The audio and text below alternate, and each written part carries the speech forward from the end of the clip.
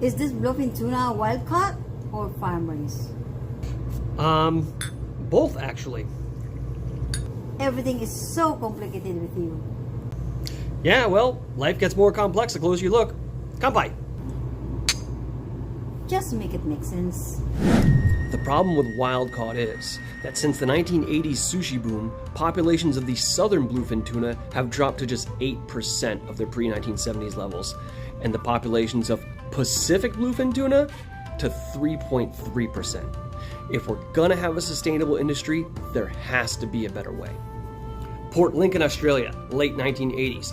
Tuna fisherman Dinko Lucan, seeing the declining population of southern bluefin tuna, comes up with this crazy idea to catch juveniles in the wild, bring them back to Boston Bay, and raise them in pens.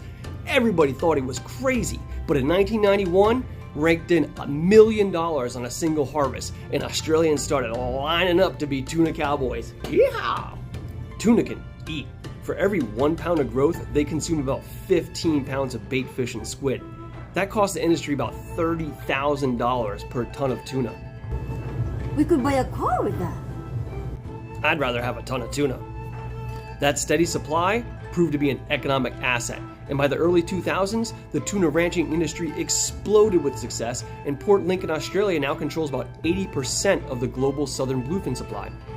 By 1994, the first bluefin tuna were successfully bred in captivity at Kinki University in Osaka. Sounds kinky. Oh, it was, until they renamed it Kindai University.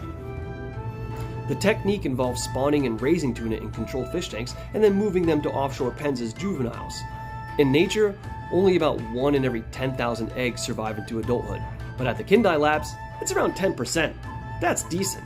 The process takes 3 to 4 years until harvest, and all in all is very expensive, about $10,000 per fish.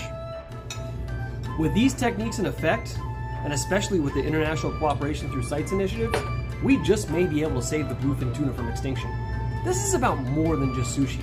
This is about humans' relationship with Earth's environment. Will we be good stewards, or will we be a plague upon this precious planet? What about alternative like vegan sushi? Hold on. I'm gonna get to that one in next week's episode.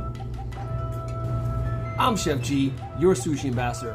Like and follow, and we'll keep exploring cool topics at the sushi bar. We drop new episodes every Sunday, so stay tuned, and we'll see you next week. Kanpai.